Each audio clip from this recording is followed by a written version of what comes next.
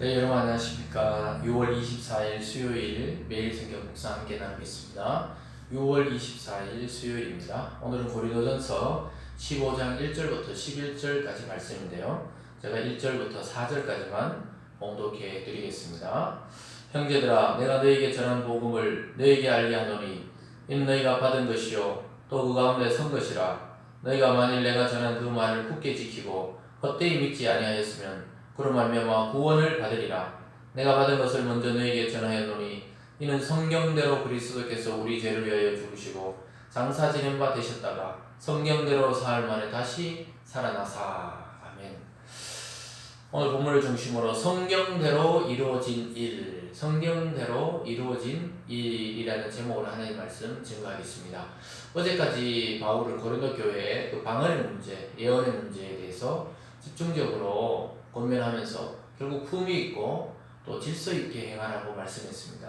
오늘 15장부터는 그리스도의 그 복음 또 부활 이런 것들이 중심이 되는데요. 특별히 부활에 대한 논쟁이 있었습니다.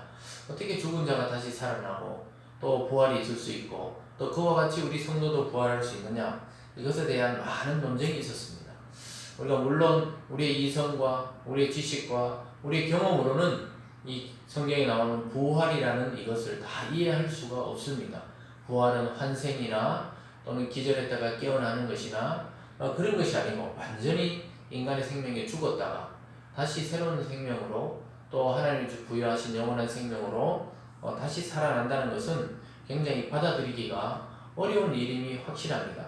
그러나 오늘 바울 사도는 그것이 바로 성경대로 이루어졌던 그리스도 안에서 이루어졌던 일이고 또한 그리스도 안의 성도들에게도 그 일이 일어날 것이라고 분명하게 말씀하고 있고 부활의 논쟁을 그치라. 증인들이 굉장히 많다고 또 증인들에 대해서 오늘 말씀하고 있는 장면입니다.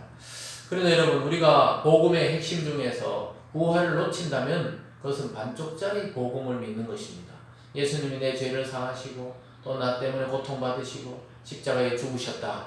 그래서 나는 이제 죄가 사해졌다. 여기까지만 받아들여서는 온전한 복음이 아니고 그리스도께서 사해지시고 부활하셔서 우리에게 영원한 생명을 주시고 성령을 주시고 우리도 또한 주님과 같이 부활한다. 이 내용 전체를 믿지 않으면 사실은 복음을 온전히 믿지 않는 것이 되는 것입니다. 그래서 그리스도의 오심과 죽으심과 다시 살아나심과 영광을 받으심과 또 마지막 날에 주님이 다시 오신다는 이 전체적인 내용, 이것이 바로 복음입니다. 우리가 복음을 전해야 된다 할 때 복음이 뭐냐? 도대체 너희가 말하는 복음, 복된 소식, 기쁜 소식은 도대체 무엇이냐? 그것은 바로 예수 그리스도가 우리를 위해서 육체로 나셨고 또 그분이 우리를 위해서 고난을 당하셨고 또 결국 십자가에 우리 죄를 대속해서 죽으시고 죽음에 끝나지 않고 3일 만에 부활하셔서 영광 받으셔서 우리도 그리스도 안에 그와 같은 영광을 누리게 하신다는 그 사실, 그 부활의 사실까지 믿는 그것이 바로 복음인 것입니다. 그래서 우리는 복음의 내용을 잘 알고 있어야 됩니다. 이 그리스도인들이 우리가 믿음의 대상인 예수 그리스도 또 그 소식인 복음을 잘 모른다는 것은 우리가 정확하게 구원의 그것을 잘 모르고 또 그리스도가 누군지를 잘 깨닫지 못하고 있는 것입니다. 그래서 죽으심은 죄를 담당하신 것이고 그리스도의 부활은 성도의 영광을 나타냅니다. 결국은 그리스도가 부활했듯이 마지막 날에 우리도 한 사람 한 사람 부활의 열매로 맺어질 것입니다. 오늘 본문을 통해 한번 살펴봅니다. 오늘 첫 번째는 복음은 무엇인가? 바울이 1절부터 4절까지 이야기하고 있습니다. 바울이 전한 복음을 통해서 너희가 구원을 받았다고 이야기합니다. 마지막 그 2절 끝에 보면 그로 말미암아 구원을 받으리라. 그리고 1절에 형제들아 내가 너희에게 전한 복음을 너희에게 알게 했다. 복음을 통해서 결국은 그로 말미암아 구원을 받게 된다. 이렇게 말하고 있습니다. 그래서 복음을 모르고는 인간의 구원이 있을 수가 없다는 것입니다. 그래서 여기서 헷갈립니다. 이 복음이 뭐냐? 자꾸 우리가 교회를 오래 다녀도 잘 헷갈리는 경우는 있는데 복음은 바로 예수 그리스도를 말합니다.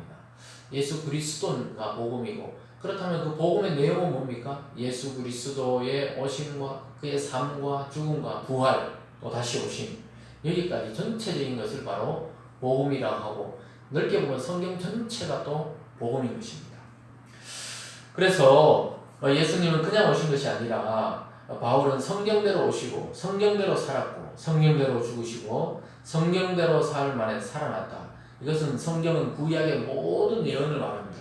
구약의 모든 예언의 그 말씀을 이루신 분이 바로 예수 그리스도이기 때문에 그가 바로 우리의 구원자가 되셨다고 이야기하면서 부활은 확실하고 또 그리스도 안에서 있었던 역사적인 사건이라고 말씀합니다.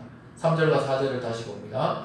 내가 받은 것을 먼저 너에게 전하였노니 이는 성경대로 그리스도께서 우리 죄를 위하여 죽으시고 십자가의 죽으심을 말합니다. 그것도 그냥 죽은 것이 아니고 성경의 말씀대로 예언을 따라 죽으시고 4절에서 장사된 바 되셨다가 성경대로 사흘 만에 살아나사. 예수님은 그냥 막 살아나고 그냥 3일 만에 그냥 이렇게 우리가 지어낸 이야기고 이런 것이 아니고 구약의 예언대로 우리 죄를 담당해 죽으시고 그가 다시 살아나리라 하셨는데 3일 만에 진짜 살아나셨다는 것입니다. 그래서 이것이 믿기가 어렵다는 것입니다. 아니 똑같이 우리 인간처럼 살다가 어떻게 인간이 다시 살아날 수가 있냐. 여기서 믿음이 많이 걸려 넘어집니다. 그래서 믿음이란 것은 우리 의지가 아니죠. 우리도 논리적으로 생각하면 그런 일이 일어날 수 없다고 생각하죠. 우리 이성 그걸 받아들일 수 없습니다. 근데 어느 날 그리스도께서 보내신 성령, 하나님의 영이 우리 속에 오시고 성경의 내용이 믿어지기 시작하고 믿게 만들어 주시는 것입니다. 참 이것을 말로 설명하기가 목사로서도 굉장히 어렵습니다. 그러나 여러분 믿음을 가지신 분들은 알 거예요. 어느 날 성경 전체가 믿어지게 되는 순간이 온다는 것이 참 신기합니다. 그리고 또 안 믿어지는 사람이 참 신기합니다. 근데 안 믿는 사람이 믿는 사람 보면 어떻게 그런 것들이 믿어지냐. 그래서 헬라인이나 또 이방인들은 어리석다고 이야기했습니다.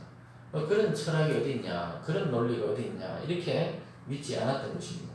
그런데 사도 바울은 분명히 예수님 또 예수 그리스도는 또 그 복음의 내용인 그가 죽고 살아나시는 성경에 기록된 대로 그렇게 되었다는 것입니다. 그래서 여러분 복음의 내용의 핵심은 딱 두 가지입니다. 그리스도가 내 죄를 위해서 죽으시고 또 우리를 살리시기 위해서 또 살아나시고 이 두 가지입니다. 죽고 살아나신 그리스도가 바로 나의 구주시고 여러분의 구주가 되셨다는 사실이 바로 복음이고 그것이 바로 기독교의 핵심입니다. 오늘 두 번째로 보면 그것을 증언하는 증인들이 5절부터 8절까지 많이 부활의 증인이 있었다고 이야기합니다. 제가 읽습니다. 5절입니다. 게바에게 보이시고 후에 12제자에게와 그 후에 500명 형제에게 일시에 보이시고 또 그 중에 대다수는 살아있고 어떤 사람은 잠들었다. 이건 죽었단 말이죠. 7절에 그 후에 야고보에게 보이셨으며 그 후에 모든 사도에게와 8절에 맨 나중에 만삭되지 못하여 나 같은 자에게도 보이셨다. 바울도 부활하신 그리스도를 만났다고 이야기합니다.